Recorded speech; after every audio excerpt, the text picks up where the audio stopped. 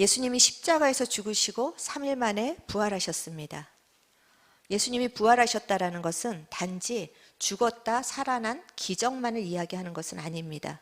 그런 기적은 지금 이 세상을 살아가는 사람 중에도 일어날 수 있습니다. 성경에도 죽었다가 살아난 사람들이 몇 명이 있습니다. 그러나 예수님이 죽었다가 다시 살아난 것이 다른 것은 예수님이 죽으시고 부활하신 사건이 가지고 있는 영적인 의미이기 때문입니다. 예수님은 부활하셔서 바로 승천하실 수 있었지만 사람들에게 부활하신 모습을 보여주셨습니다. 그 이유는 이제 예수님이 우리가 받아야 될 모든 심판과 저주를 대신 십자가에서 치르셨고 그것을 하나님께서 인정하셨기 때문에 이제 우리는 그 저주와 심판에서 해방된 자라는 것을 선포하시기 위함입니다. 그리고 이제는 너희가 옛사람처럼 그렇게 죄의 종으로 살아갈 것이 아니라 예수의 생명을 가진 자로서 새로운 삶이 시작되었다라는 것을 선포해 주시는 사건입니다. 이 예수의 부활의 사건은 2000년 동안 계속해서 전해지고 있었습니다. 많은 사람들이 이 소식을 들었습니다. 그런데 반응은 두 가지였습니다. 이 이야기를 들었지만 그냥 나와는 상관없는 이야기라고 그냥 넘어가는 사람이 있었고, 이 이야기를 들으면서 그것에 믿음으로 반응해서 삶이 완전히 바뀐 사람들이 있었습니다. 성경에 나오는 당시의 제자들이 그랬습니다. 그들은 너무나도 두려워서 방문을 꼭꼭 걸어 잠그고 있었습니다.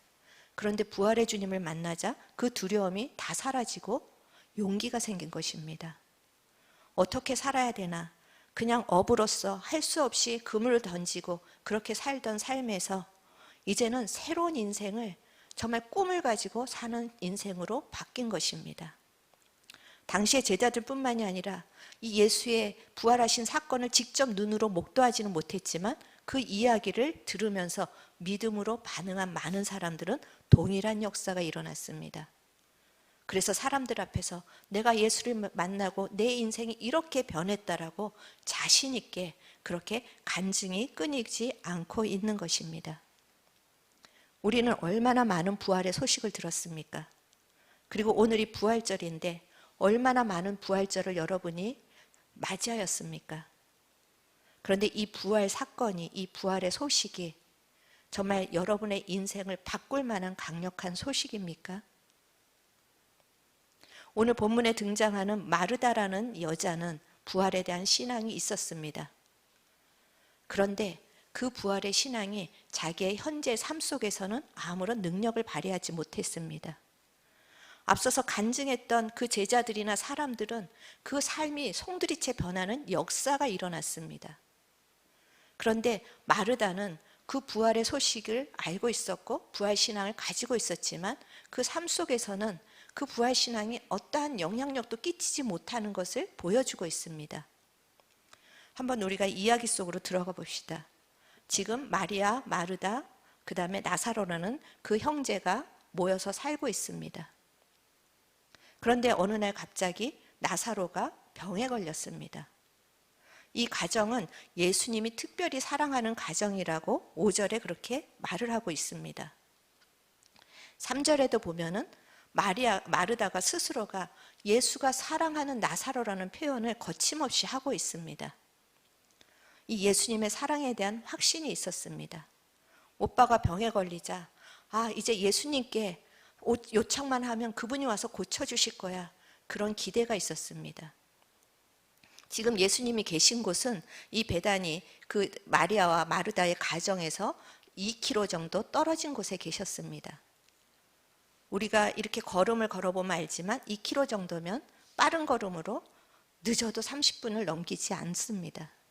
그러니까 예수님이 단숨에 오실 수 있는 곳에 계셨고 이 전가를 들으면 예수님은 반드시 오실 것이라는 마르다에게는 정말 기대가 있었습니다. 왜냐하면 지나가는 사람도 고쳐주신 예수님인데 그토록 사랑하는 나사로를 고쳐주시지 않겠느냐? 그래서 어쩌면 이 큰 질병 앞에서 처음에는 굉장히 담대했을 것입니다. 그런데 생각 외로 예수님이 오시지 않습니다. 이제나 저제나 초조하게 기다리고 있는데 예수님은 오시지 않고 결국 나사로는 죽습니다. 장례를 치릅니다.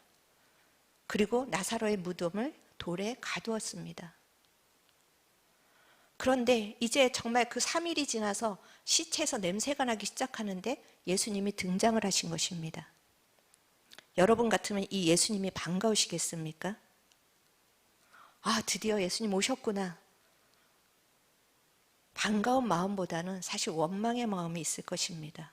왜 이때 오셨을까? 마르다가 그래서 21절에 이렇게 표현을 합니다. 주께서 여기 계셨으면 내 오라비가 죽지 아니하였겠나이다. 원망이 섞인 말을 풀어냅니다. 왜 이제? 모든 것이 다 끝난 왜 이제 오셨나이까? 당신이 사랑하는 가정이 이렇게 고통당하고 있을 때 무엇을 하셨습니까? 이런 원망의 질문을 할 때 예수님께서 23절에 내 오라비가 다시 살아나리라. 그렇게 말씀을 하시는 것입니다. 와, 다시 살아날 것에 대한 힘을 얻었을까요? 그렇지 않습니다. 마르다는 나름대로의 그 당시 사람들이 가졌던 부활신앙을 가지고는 있었습니다. 그 당시 유대인들은 어떠한 부활신앙을 가지고 있었냐면 이제 죽은 후에는 부활할 것이라는 신앙을 가지고 있었던 것입니다. 마르다도 이제 죽은 후에 오빠가 부활할 것은 내가 알고 있습니다. 그렇게 예수님께 이야기를 합니다. 아니 근데 그것이 지금 나와 무슨 상관이 있냐는 그런 어떤 면에서는 상처난 질문을 하는 것입니다. 마지막 날 부활한 그 사건이 내가 오빠를 잃은 슬픔을 위로할 수 있습니까? 왜 그런 정답만 이야기를 하십니까? 더군다나 이제 남자가 없는 그 가정은 경제적으로 어려움을 겪으면서 살아갈 수밖에 없다라는 상황인데 오빠가 마지막 날 부활하는 게 내가 이제 앞으로 막막한 이 인생을 어떻게 살아가겠습니까? 그게 나와 무슨 상관이 있냐는 그런 원망의 그런 어떤 고백이었을 것입니다. 우리는 사실 마르다가 너무 이해되지 않습니까? 목사인 저도 마르다가 너무 이해가 됩니다. 왜 하나님 그토록 필요한데 주시지 않습니까? 하나님 사랑하신다는데 왜 이렇게 고난 가운데 내버려 두십니까? 내가 힘들어 죽겠는데 정말 그 목에 모든 신음이 차고 넘치는데 그냥 주님이 주시는 말은 내 오라비가 살아나리라. 그런 정말 예배해라. 감사해라. 그 말들이 나한테 무슨 소용이 있습니까? 사실 우리가 깊은 곳에는 그런 질문들이 참 많을 것입니다. 주님이 주시는 말은 날마다 현실과는 너무나도 상관없는 말씀을 하시기 때문입니다. 그런 마르다와 우리를 향해서 주님께서 선포를 하십니다. 25절에서 26절 같이 한번 읽어보시겠습니다. 나는 부활이요 생명이니 나를 믿는 자는 죽어도 살겠고 무릇 살아서 나를 믿는 자는 영원히 죽지 아니하리니 이것을 네가 믿느냐? 우리 구현 형제만 아멘 하십니다. 여러분 영원한 생명이 있다는 것을 믿으십니까? 정말 믿으십니까? 마르다도 믿었습니다. 그런데 그 생명이 마르다의 문제를 해결할 수는 없었습니다. 여기서 영원히 죽지 아니하겠다라는 그 말씀은 이제 우리가 죽어서 천국에서 영원히 살 것이라는 그 말씀이 아닙니다. 이제 이미 시작된 생명이 우리가 죽을 때까지 이어진다라는 그런 연속성의 의미를 갖고 있는 것입니다.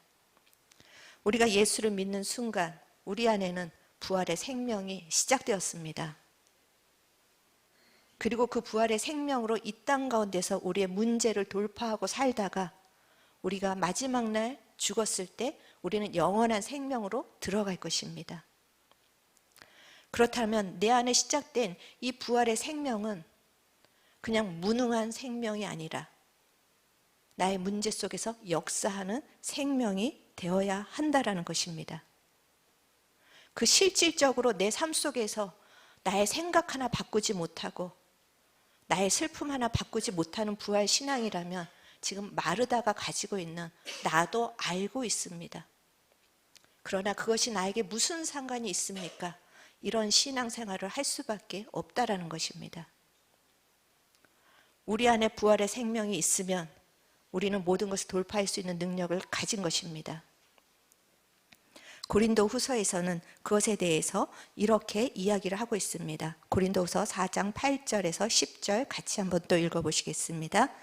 우리가 사방으로 우겨쌈을 당하여도 쌓이지 아니하며 답답한 일을 당하여도 낙심하지 아니하며 박해를 받아도 버림받지 아니하며 거꾸러뜨림을 당하여도 망하지 아니하고 우리가 항상 예수의 죽음을 몸에 짊어짐은 예수의 생명이 또한 우리 몸에 나타나게 하려 함이라. 아멘. 우리가 예수님이 나를 위해서 십자가에서 죽으신 것을 믿으면 예수님의 생명이 나를 살리시고 그 생명이 내 안에, 내 몸에 있다라는 것을 믿는다라는 것입니다. 그리고 그것은 생명이기 때문에 반드시 역사한다라는 것입니다. 여러분, 환경이 여러분을 정말 다 압박해도 여러분은 그 환경에 절대 쌓이지 않을 것입니다. 왜냐하면 예수의 생명을 몸에 지니고 있기 때문에. 지금 당장 거꾸로 뜨려지고 망하는 것 같지만 우리의 인생은 결코 망할 수가 없습니다. 왜냐하면 우리 안에 예수의 생명이 있기 때문에. 여러분은 우리 안에 있는 이 예수의 생명이 정말 역사하고 있습니까? 예수님 마르다에게 물어보십니다. 내가 이것을 믿느냐? 내 안에 영원한 생명이 있다는 것을 믿느냐? 이것은 마르다뿐만이 아니라 우리를 향한 주님의 질문이기도 합니다. 여러분 안에 있는 예수의 생명이 여러분을 오늘도 바꾸고 있습니까? 슬픈 마음에 있다가 여러분의 마음이 바뀌는 역사가 일어나고 있습니까? 삶이 계속해서 우리를 두렵게 만들 때 그래도 예수님이 계시니 나는 망하지 않을 것이라는 용기가 일어나고 있습니까? 그렇다면 여러분은 믿음이 있으신 분입니다. 그렇지만 그냥 그건 이론이고 그냥 슬픔에 계속 빠져 있고 문제에 계속 빠져 있고 그것이 여러분을 우겨쌈을 하고 있다면 우리의 신앙은 죄송하지만 죽은 신앙인 것입니다. 교과서에 갇혀있는 지식적인 신앙일 뿐입니다. 여러분에게 이 생명이 있는 믿음을 주님께서는 원하시는 것입니다. 15절에 보면 예수님께서 나사로의 사건을 통해서 우리에게 알려주고 싶으신 것, 그것은 바로 이들이 믿게 하려 함이라. 믿음을 갖기를 원하신다라는 것입니다. 예수님이 지체하신 이유, 오히려 그것을 통해서 더 큰 믿음을 주시기 위함입니다. 믿음을 통하여서 하나님의 영광 가운데 우리를 참여하시기 위함입니다. 그런데 우리는 늘 문제에만 매달려 있습니다. 주님이 이 문제를 해결해 주셔야 한다라는 늘 문제에만 가지고 주님 앞에 나가고 있습니다. 그런데 문제가 해결될 수 있지만 그 문제가 끝난다고 우리의 인생이 편안해지는 것이 아닙니다. 또 다른 문제가 우리를 찾아옵니다. 그렇기 때문에 예수님께서 이 나사로의 사건을 통하여서 봐라, 나는 병든 자, 죽은 자도 살리는 하나님이라는 기적을 우리가 보기를 원하신 것이 아닙니다. 당장 내 눈에 보이지 않을지라도, 당장 내가 보기에 그 상황은 망하는 것 같을지라도 내 안에는 예수의 생명이 있어서 언젠간 주님처럼 부활할 것이다. 그 믿음을 붙잡기를 원하시는 것입니다. 그 믿음으로 여러분에게 맞닥뜨려지고 있는 그 문제, 환경을 돌파하기를 원하십니다. 여러분도 이 믿음을 원하십니까? 여러분도 이 믿음 갖기를 원하십니까? 아니면 여전히 그냥 문제 해결만이 필요합니까? 이 믿음을 갖기 위해서 만약 그것을 정말 여러분이 간절히 원하시고 마음으로 지금 아멘 하셨다면 주님이 그 믿음을 주실 것입니다. 그런데 그 믿음을 주시기 위해서 그냥 하늘에서 떨어지는 것이 아니라 우리에게 두 가지를 하라고 말씀을 하십니다. 그것이 39절, 요한복음 11장 39절에 있습니다. 우리 같이 한번 읽어보시겠습니다. 예수께서 이르시되 돌을 옮겨 놓으라 하시니 그 죽은 자의 누이 마르다가 이르되 주여 죽은 지가 나흘이 되었음에 벌써 냄새가 나나이다. 우리가 그 부활의 생명이 내 현재 삶에서 역사하기 위해서 주님이 우리에게 말씀하시는 거, 돌을 옮겨 놓으라. 지금 나사로의 시신이 굴에 정말 있고 그것이 나오지 못하도록 그 무덤을 가리는 거대한 돌이 그 무덤을 가로막고 있었습니다. 그 무덤의 돌, 그것을 옮길 때 이 부활의 생명이 역사하신다라는 것입니다. 지금 예수님이 나사로야 나오라 하고 명령하시는 그 시점이 어디입니까? 우리가 그 지금 여기 PPT에는 안 나오겠지만 39절에 돌을 옮겨 놓으라 하시고서는 41절에 보니 돌을 옮겨 놓으니 예수께서 눈을 들어 우러러 보시고 이르시되 아버지여 내 말을 들으신 것을 감사합니다. 오병이어의 기적 때 미리 감사했었던 것처럼 우리가 돌을 옮겨 놓을 때 예수님께서 미리 감사하십니다. 오병이어의 기적 때 그 아이의 오병이어를 가지고 기적을 일으키신 것처럼 우리가 돌을 옮길 때 주님께서 기적을 일으키신다라는 것입니다. 그래서 예수님이 나사로야 나오라 하고 나사로를 살리실 때 그것은 돌을 옮겨놨을 때입니다. 여러분이 이것을 기억하시기 바랍니다. 이미 우리에게는 예수를 믿는 순간 부활의 생명이 있습니다. 그런데 이 생명이 저절로 나타나는 것이 아니라 여러분을 가두고 있는 돌을 옮겨낼 때 나타난다라는 것입니다. 여러분을 가두고 있는 돌, 그 장애물이 무엇입니까? 설마 의심입니까? 해봤자 그런 자기 안에 절망적인 생각입니까? 부정적인 생각입니까? 아무리 주님의 말씀에 살아서 역사할지라도 우리가 부정적인 생각으로 그것을 차단하고 있으면 그 역사는 일어나지 않는다라는 것을 기억하십시오. 하나님의 말씀은 우리가 가지고 있는 이 장애물들, 그것을 옮겨낼 때 일어납니다. 내 삶 속에서는 왜 이런 일이 일어나지 않느냐고 불평하시는 분들이 있습니다. 다른 사람한테는 그런 정말 생명의 역사가 나타나는데 왜 내 삶 속에는? 여러분의 돌을 먼저 옮겨 놓으시기를 바랍니다. 부정적인 생각들의 돌이 이 시간에 옮겨지기를 축원합니다. 여러분이 갇혀있는 상처, 열등감들 이 시간 예수님의 이름으로 굴려버리십시오. 그것은 여러분의 인생을 어떻게 할 수 없습니다. 오직 부활의 영이 우리 안에서 역사하실 때 우리는 새로워질 수가 있는 것입니다. 그래서 주님이 원하시는 믿음, 돌을 옮겨놓는 믿음이라는 것을 날마다 기억하시고 매일매일 여러분을 가로막고 있는 돌을 옮기시는 이 작업을 하시기를 축원합니다. 그리고 두 번째로 또 예수님이 우리의 삶 속에 현재 삶 속에 부활의 영이 역사하시도록 하기 위해서는 44절에 말씀하십니다. 같이 한번 읽어보시겠습니다.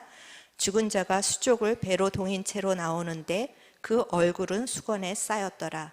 예수께서 이르시되 풀어놓아 다니게 하라 하시니라. 아멘. 두 번째로 우리가 해야 될 일, 풀어놓는 것입니다. 지금 예수님께서 나사로야 나오라 명령을 하시니까 나사로가 그 무덤에서 나왔습니다. 그런데 얼굴에서부터 발까지 끝까지 다 배로 우리가 옛날에 그 수위로 동동 싸는 것처럼 다 묶여 있습니다. 그런데 어떻게 나왔을까요? 그것은 저도 모르겠습니다. 그냥 순간 이동을 한 것인지 아니면 옛날 영화 강시처럼 통통통통 튀어서 나온 것인지 그것은 모르지만 그렇게 우리를 살리는 것은 주님이 하시는 것입니다. 그렇지만 이 살아난 생명이 마음껏 누릴 수 있도록 하는 것은 우리의 몫이라는 것입니다. 우리에게 이미 생명이 있어서 일어났는데 여전히 움직이고 있지 않는 우리들, 상처에 묶여 있어서 움직이지 않고 부정적인 생각에 묶여서 움직이지 않고 그래서 주님의 생명이 마음껏 우리의 삶을 통하여서 나타나지 못하도록 이런 모든 묶여있는 영역들이 이 시간에 풀어지기를 주님의 이름으로 축복합니다. 주님은 이미 생명을 주셨습니다. 그걸 풀어놓지 못하는 것은 우리입니다. 우리가 나는 이 묶인 것에서, 나는 이제 옛사람에 묶인 것에서 나는 자유로운 자라고 선포하고 살아갈 때 우리는 마음껏 생명을 누릴 수가 있는 것입니다. 왜냐하면 성령이 오신 목적이 이사야 61장 1절에 보니까 포로된 자에게 자유를, 갇힌 자에게 노임을 주시기 위해서 성령이 오셨다라는 것입니다. 성령이 예수님께 임하심에 예수님께서 갇힌 자들을 다 풀어주셨습니다.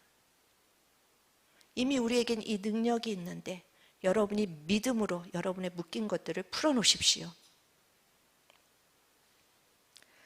우리에게 부활에 이 생명이 나타나지 못하도록 우리를 가두고 있고 묶고 있는 것이 무엇일까 한번 생각을 해봤습니다. 가장 주된 범인, 그것은 바로 우리의 생각입니다. 우리의 생각이 부정적인 거, 낭망적인 거, 안 되는 거, 이미 그것에 묶여 있기 때문에 주님이 아무리 생명이다 말씀을 하셔도 그 생명을 우리가 누리지 못하고 있는 것입니다. 요즘 양자역학이나 그런 어떤 뇌과학에서 밝힌 비밀이 있습니다. 이 생각은 우리의 눈에 보이지 않습니다.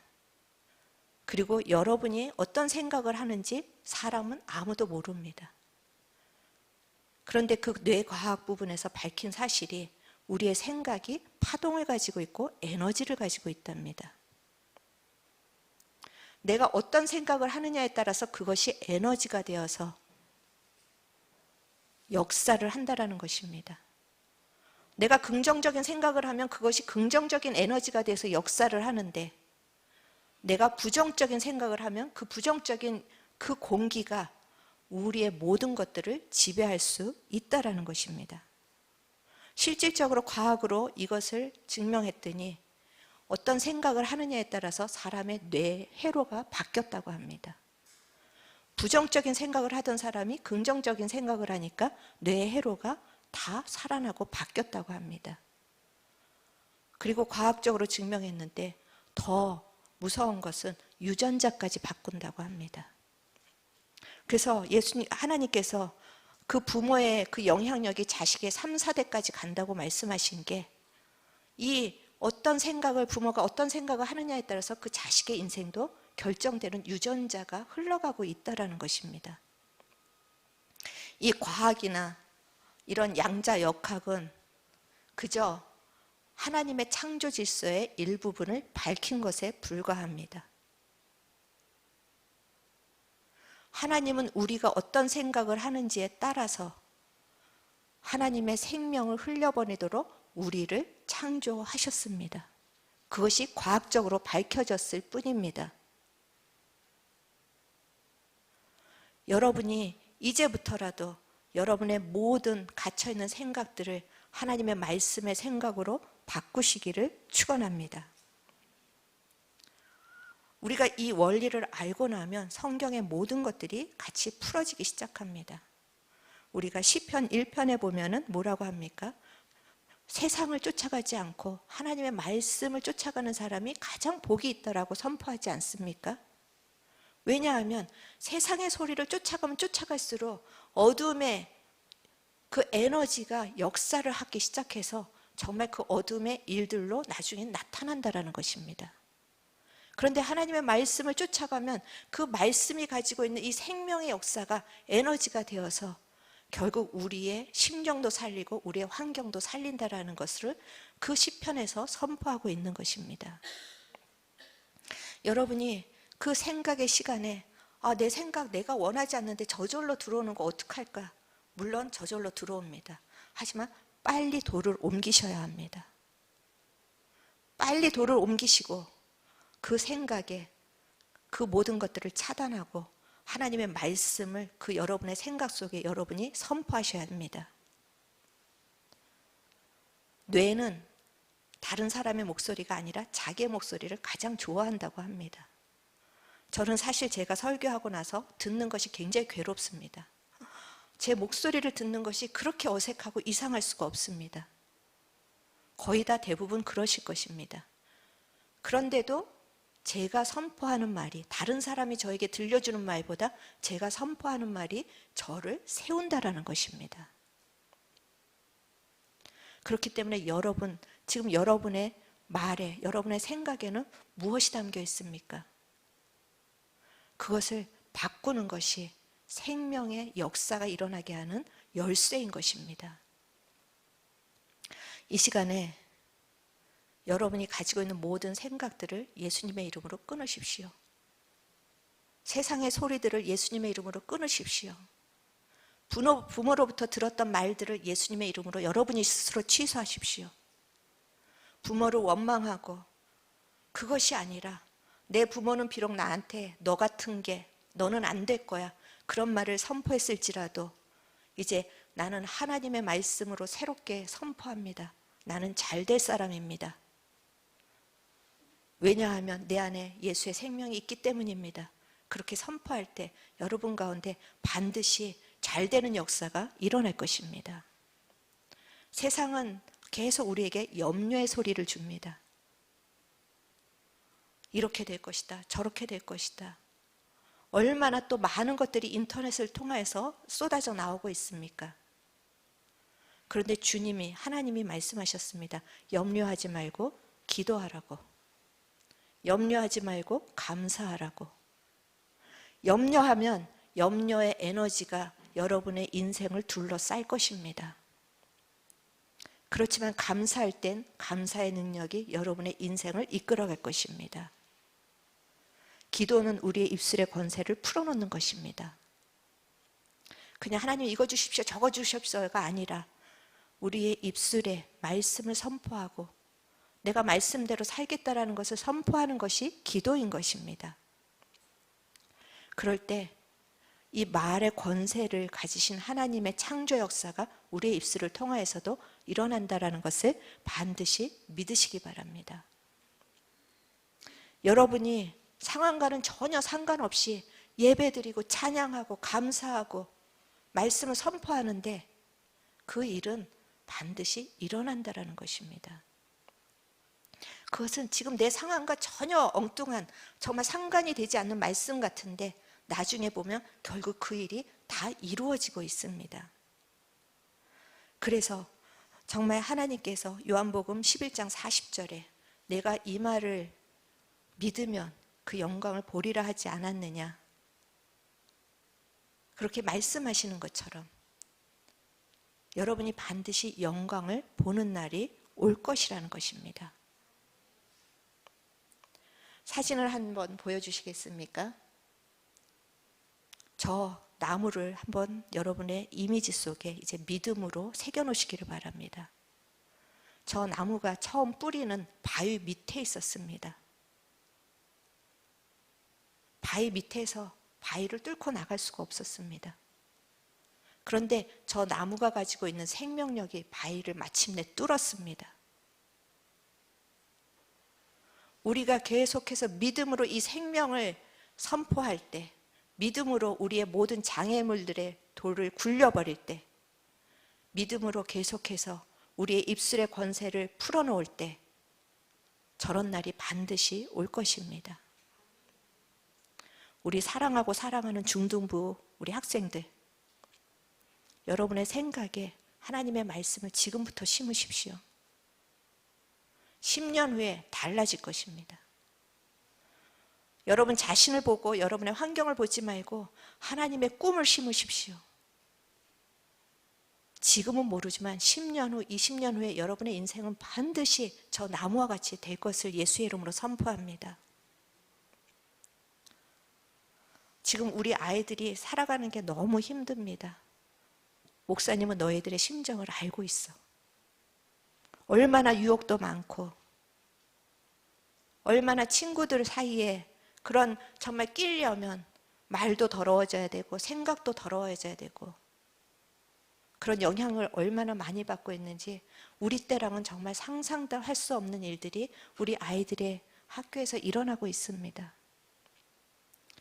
그래서 잠시 힘들지라도 여러분의 생각 속에 주님의 말씀을 계속 심으면 여러분은 그 모든 것들을 이기고 정말 세상 앞에 하나님의 영광스러운 존재로 설 것을 이 시간 예수의 이름으로 선포합니다. 우리 중동부 아이들뿐만이 아니라 여러분의 가정에 있는 아이들이 그렇게 서기를 간절히 축원합니다. 이제 우리가 가지고 있는 이 복음의 능력으로 사는 여러분 되시기를 바랍니다. 무능한 복음이 아니라 그 복음의 능력이 날마다 내 속에서 나의 옛사람은 죽고 나의 새 사람으로 예수의 생명으로 살아가는 그 증거가 여러분이 먼저 경험하기를 바랍니다. 그리고 그 능력을 가지고 이제 세상으로 나가십시오. 오늘 45절에 보니까 나사로의 사건으로 인하여서 많은 사람들이, 많은 유대인들이 믿었습니다. 나사로의 가정에는 너무나 큰 슬픔이었습니다. 그리고 예수님이 왜 내가 필요할 때 오시지 않고 그렇게 지체하셨는지 이해할 수 없는 예수님에 대한 신뢰가 깨어지는 시간이었습니다. 마르다는 오빠도 잃어버리고 예수님도 잃어버렸습니다. 그런데 그것이 끝이 아니었습니다. 이 사건을 통하여서 예수님은 많은 사람들에게 이 부활의 능력이 무엇인지를 그 어떤 그들의 삶을 통해서 보여주신 것입니다. 하나님께서는 가장 사랑하는 가정을 택하셨습니다.